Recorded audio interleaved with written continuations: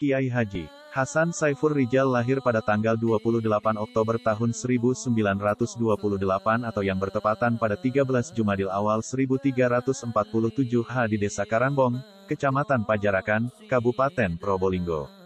Beliau merupakan putra dari pasangan Kiai Haji Muhammad Hasan dan Nyai Hije Siti Aminah binti H. Bakri. Nama kecil Kiai Haji Hasan Saifur Rijal adalah Non Ahsan. Nama Hasan Saifur Rijal didapatkannya saat menunaikan ibadah haji. Nama tersebut diajukannya kepada seorang wali dan ulama besar di masanya yaitu Said Muhammad Amin Al-Qutbi. Ketika nama itu diajukan, Said Muhammad Amin Al-Qutbi mengatakan, "Saya belum pernah memberi nama seperti ini." Said Amin bertanya, "Kamu dari mana?" "Dari Indonesia," jawab Non Ahsan. Said Muhammad Amin Al-Qutbi bertanya lagi, "Kamu putranya siapa?" Non Ahsan menjawab, "Saya putra Kiai Muhammad Hasan Genggong." Said Amin Al-Qutbi berkata kepada Non Ahsan bahwa Kiai Muhammad Hasan adalah seorang alamah, sangat alim dan luas pengetahuan ilmu agamanya. Setelah itu Said Muhammad Amin Al-Qutbi menyetujui nama itu untuk digunakan Non Ahsan. Kisah Non Ahsan semasa kecil banyak memberikan gambaran betapa sulitnya beliau menjalani kehidupan. Tak banyak kisah indah yang beliau lalui kala itu. Hal itu bermula ketika kedua orang tua beliau, Kiai Haji Muhammad Hasan dan Nyai Hije Siti Aminah, mengalami firaq, perceraian. Pada perkembangannya, Non Ahsan menjalani kehidupan bersama sang ibunda. Non Ahsan dan ibundanya pernah tinggal di Kabupaten Bondowoso selama beberapa saat. Selain itu, ibu anak ini juga tinggal di Jalan Kiai Haji Ahmad Dahlan, Kelurahan Kebonsari Kulon, Kecamatan Mayangan, kini Kecamatan Kanigaran, Kota Probolinggo.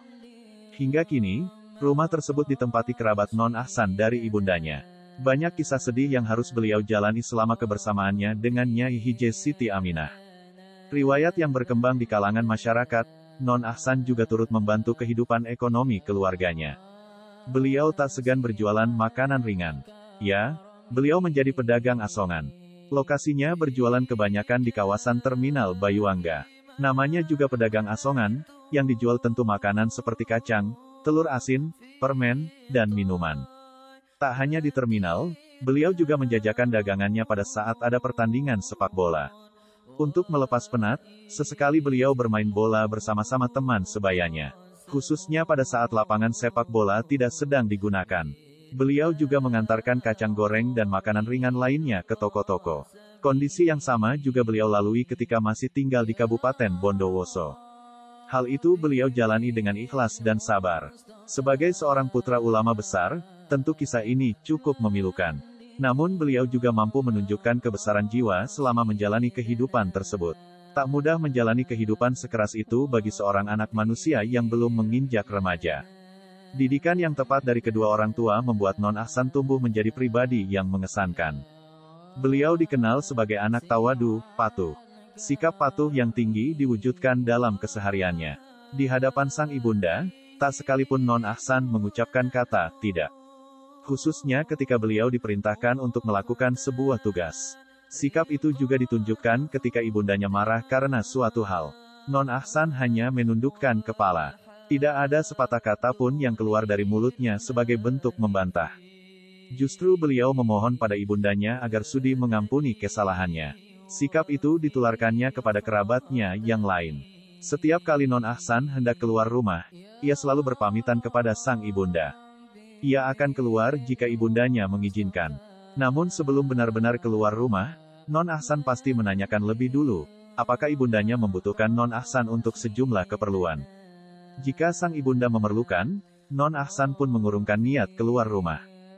Cara Non Ahsan berpamitan pada ibunya, tak seperti kebanyakan orang. Ia dengan sepenuh hati selalu mengecup sekujur telapak kaki ibundanya. Bicara kalimat bijak, surga di bawah telapak kaki ibu, Non Ahsan sudah melakukannya sejak kecil, tanpa perlu mengucapkan kalimat itu sendiri. Non Ahsan secara istiqomah berangkat ke masjid untuk menunaikan sholat. Ia juga mengajak kerabatnya ke masjid. Tak hanya itu, beliau juga senantiasa membimbing bocah lain yang setara atau lebih muda usianya. Rutinitas beribadah di masjid itu beliau lakukan setiap hari, sepanjang hidupnya. Non Ahsan pantang terlambat dalam menunaikan salat berjamaah. Beliau memahami betul manfaat dari salat berjamaah itu. Hal itu mendasari beliau untuk terus mengajak keluarganya, untuk istiqomah menunaikan ibadah salat berjamaah di masjid. Jauh-jauh hari Kiai Haji Hasan Saifur Rijal telah mengetahui bahwa ia akan wafat hari Jumat. Suatu hari, ia sempat meminta kepada putra-putrinya agar tidak dibawa ke rumah sakit, meski saat itu ia sedang sakit parah. Pernah di hari Senin, karena parahnya sakit yang diderita, ia merasakan kakinya sudah dingin, detak jantungnya melemah namun Kiai Haji Hasan Saifur Rijal berkata, "Aku kok mau dicabut sekarang, aku mau meninggal hari Jumat." Siang hari Jumat tanggal 13 Juni tahun 1991 ketika salah seorang hadimnya Anam sedang menungguinya. Kiai Haji Hasan Saifur Rijal bertanya kepada Anam, "Kamu mau minta apa padaku?" Anam pelayan Kiai menjawab, "Tidak minta apa-apa Kiai." Pertanyaan itu diulang sampai 3 kali, Anam pun menjawab dengan kalimat yang sama. Setelah itu Kiai Haji Hasan Saifur Rijal menepuk bahu Anam sebanyak 3 kali seraya mengatakan, "Akhlak, akhlak, akhlak Nam." Tak lama setelah itu Kiai Haji Hasan Saifur Rijal wafat. Kiai Haji Hasan Saifur Rijal melepas masa lajangnya dengan menikahinya Hj Himami Hafsawati pada tahun 1952. Kehidupan Non Ahsan bersama ibunya boleh dibilang tidak serba berkecukupan. Meski berangkat dari kondisi yang seperti itu, beliau masih bersemangat untuk menuntut ilmu. Baik pendidikan formal maupun pendidikan non-formal.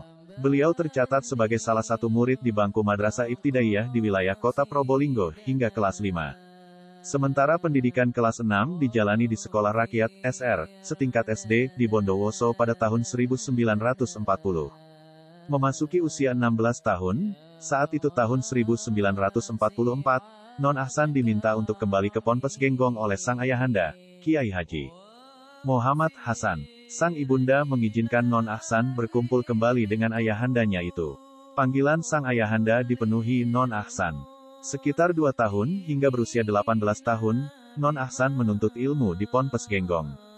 Beliau belajar langsung di bawah bimbingan dan pengawasan ayahandanya, yakni Kiai Haji Muhammad Hasan Genggong. Menginjak remaja, Kiai Haji Hasan Saifur Rijal kembali ke pesantren Genggong.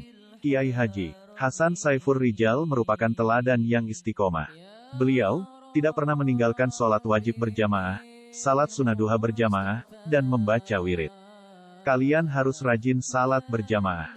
Saya sendiri tidak pernah meninggalkan salat berjamaah sejak usia 12 tahun dan salat duha tidak pernah lowong sejak usia 15 tahun, ujar Kiai Saiful Islam putranya menirukan pesan Kiai Haji Hasan Saifur Rijal. Pada tahun 1946 atau pada saat usia beliau 18 tahun, Non Ahsan berangkat menuntut ilmu di sejumlah pondok pesantren.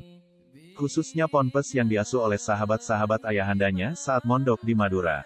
Di antaranya pesantren Tebuireng Jombang, di mana Non Ahsan berguru kepada Kiai Haji Hashim Asy'ari. Beliau juga sempat mengenyam pendidikan di Ponpes Peterongan, Jombang, dan juga Ponpes Lirboyo, Kediri. Kiai Haji Hasan Saifur Rijal merupakan pengasuh pesantren ketiga pondok pesantren Genggong. Didirikan oleh Kiai Haji Zainal Abidin pada awal abad 19, pengasuh kedua ponpes ini adalah Kiai Haji Muhammad Hasan.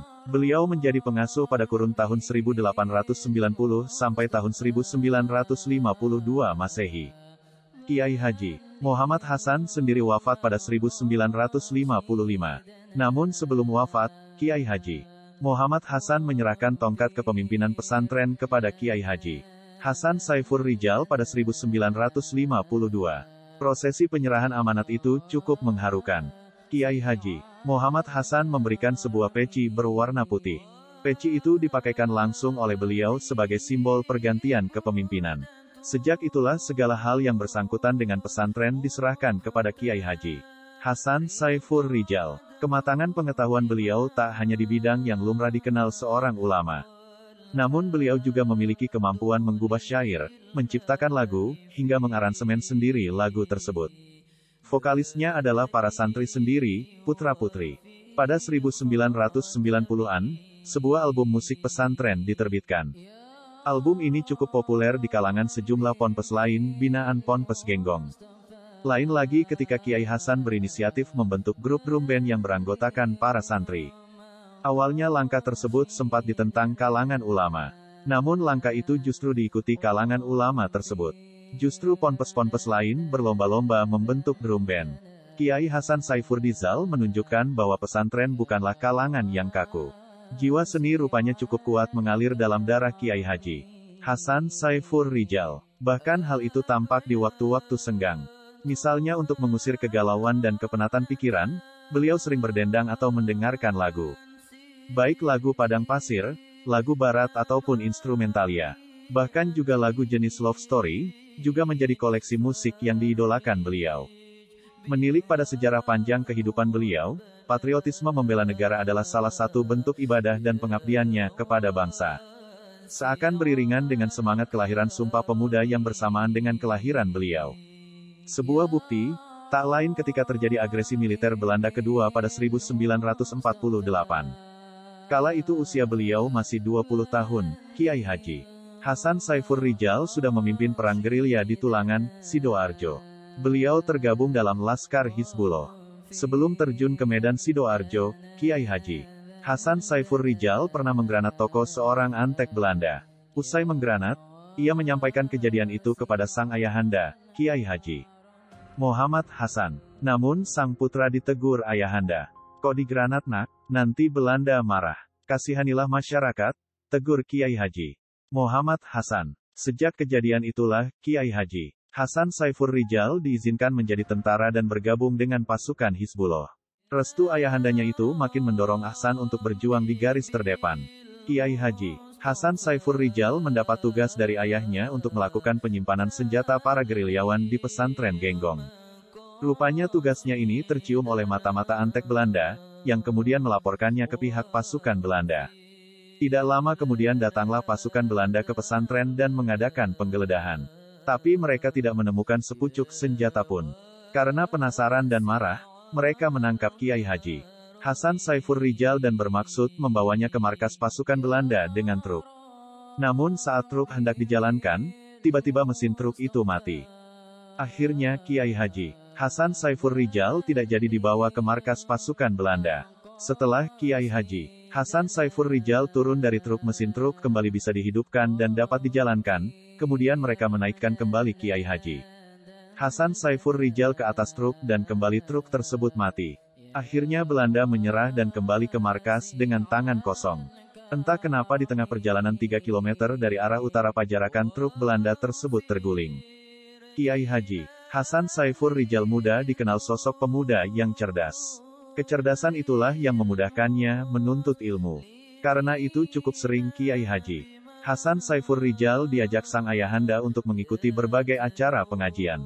Bahkan pernah diundang untuk berceramah di pengajian umum. Pertama kali menjadi mubalik usia beliau masih 10 tahun. Saat itu, beliau masih duduk di bangku Madrasah Ibtidaiyah, MI.